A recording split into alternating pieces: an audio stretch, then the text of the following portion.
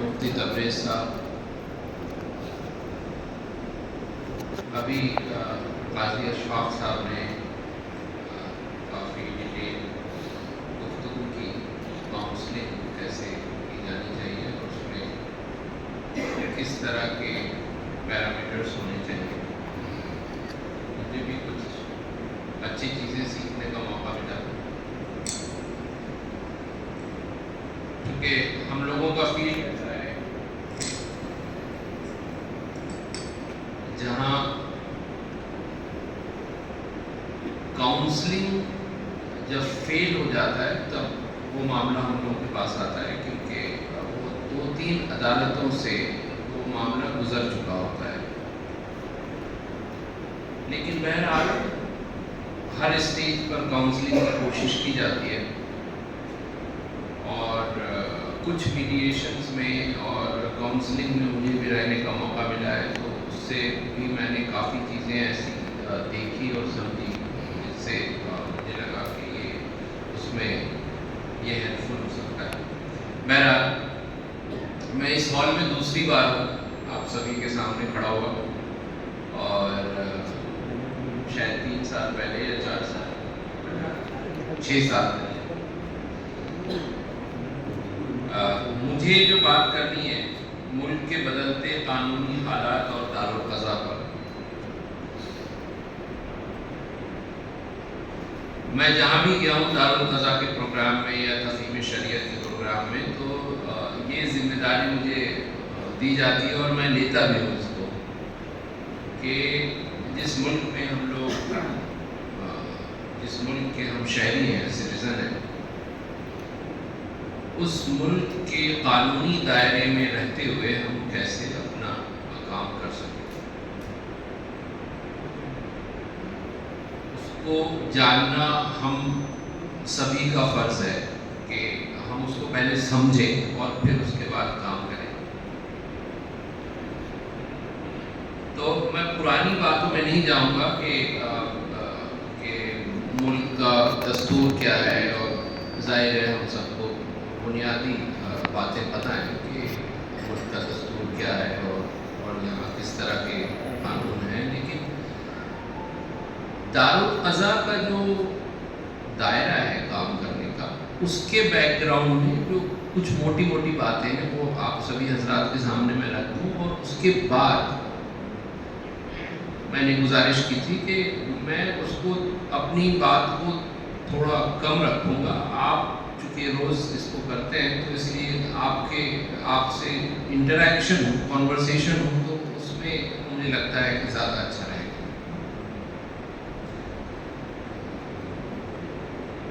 हमारे यहाँ यानी हम लोग कोर्ट में, अदालत में ये देखते हैं कि रोज़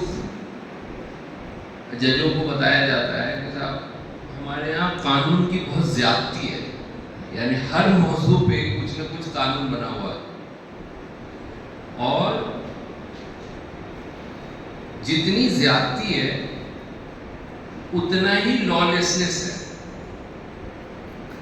लाकानूनियत है। तो उससे एक चीज़ समझ में आती है कि सिर्फ कानून बनाने से रूल ऑफ लॉ कायम नहीं हो जाता।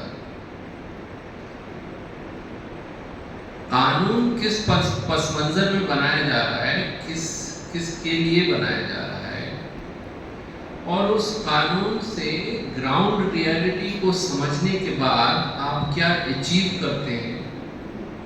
कर सकते हैं, अगर उसका अंदाज़ा कानून बनाने से पहले ले लिया जाए और फिर कानून को उस बैकग्राउंड में बनाया जाए, तो शायद वो जो रूल ऑफ लॉ, जो बेसिक बुनियाद है किसी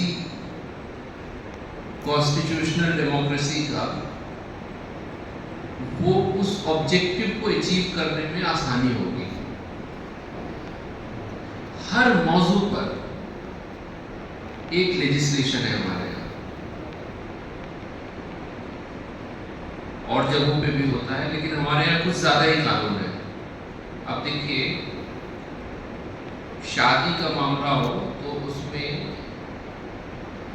الگ الگ کمیونٹیز کے لیے شادی، الگ الگ کمیونٹیز کے لیے طلاق، الگ الگ کمیونٹیز کے لیے اگر سکسیشن کی بات کریں تو سکسیشن، انہیریٹنس، یہاں تک کہ اگر بچہ ہے تو بچے کے ایڈاپشن کی بات کریں تو ایڈاپشن تک کے لیے الگ سے قانون بنا ہوا ہے، کسٹڈی کے لیے ہونا چاہیے یہ سب، اس میں کوئی غلط بات نہیں ہے، قانون کا ہونا ضروری ہے، لیکن جس طرح کے ملک کی ڈائیورسٹی ہے اس کو دھیان میں رکھتے ہوئے جب بھی کوئی مسئلہ آتا ہے تو ایک قانون بنا دیا جاتا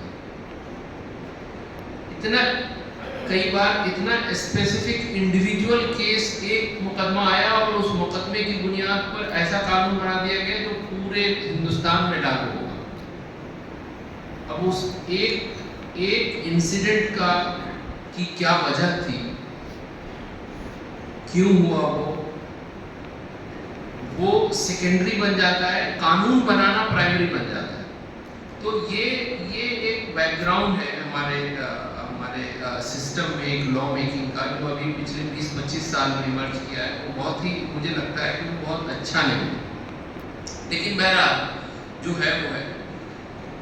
پہلی بات یہ کہ ہر ایشو پر ایک، اس کو انگریزی میں کہتے ہیں سبسٹینٹیو لا۔ سبسٹینٹیو لا کا مطلب ہے کہ بنیادی قانون کیا ہوتا ہے۔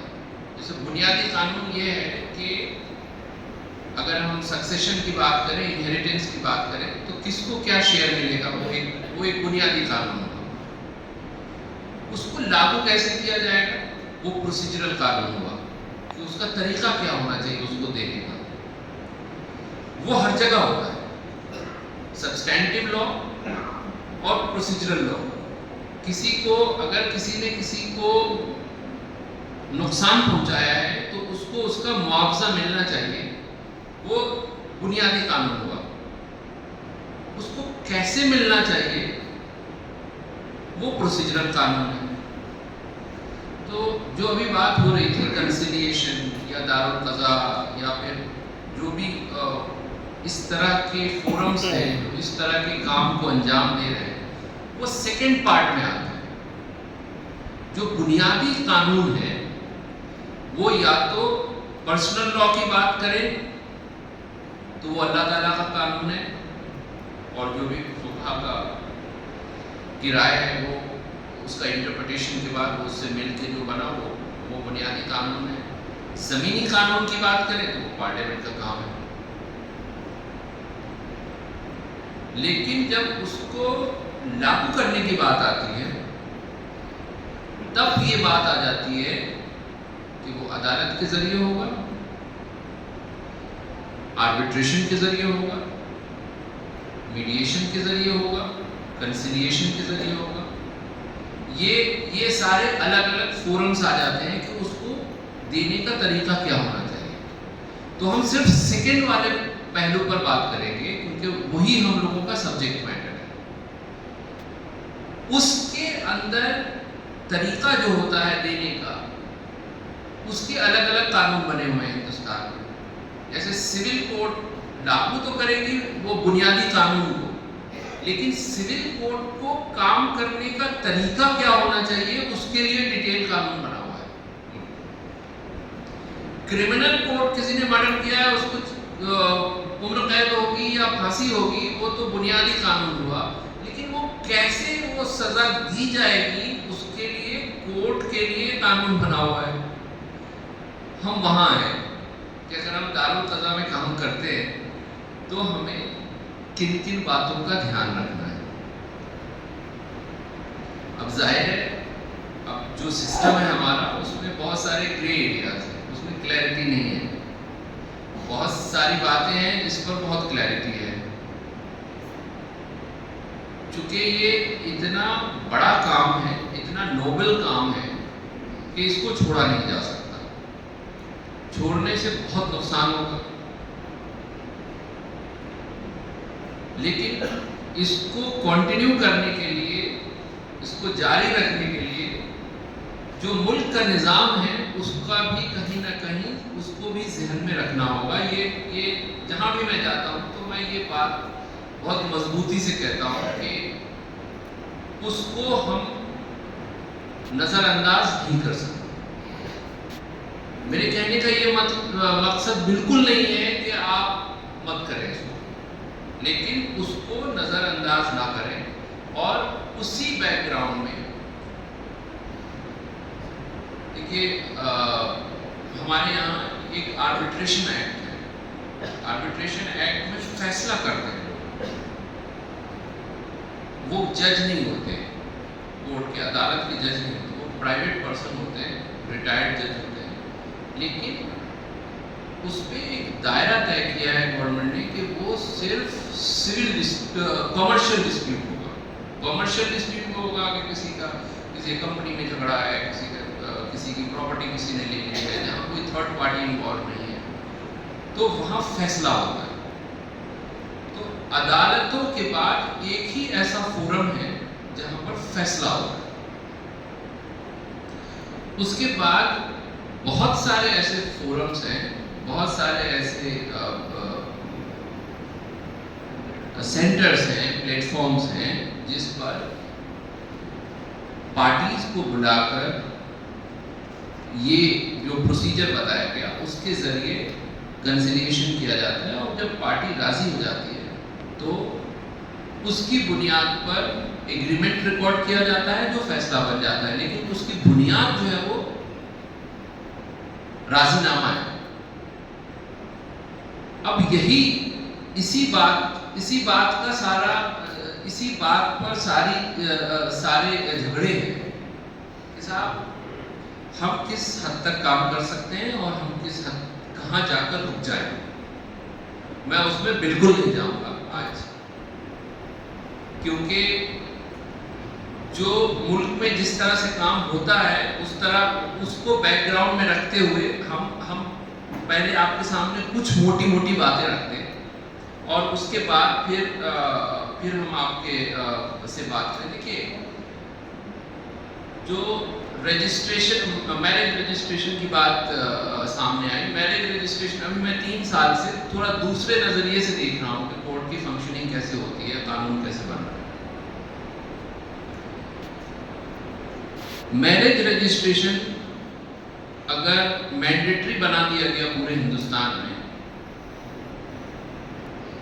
تو دلی میں کیا ہو رہا ہے کہ شادی آپ رجسٹریشن کرانے جائیے تو وہاں اسپیشل میرج ایکٹ میں شادی رجسٹر کر دی جاتی ہے، جبکہ دونوں مسلمان ہوتا ہے، اس کا نکاح ہوا ہے کیونکہ اس کو ہندوستان سے باہر جانا ہے اور وہاں کی ایمبیسی یہ کہتی ہے کہ آپ شادی رجسٹر کرا کے لائیے تو آپ کو رجسٹریشن کروانا ہے. اور رجسٹریشن کے لیے جب جاتے ہیں تو وہ اسپیشل میرج ایکٹ میں رجسٹر کر دیتے ہیں.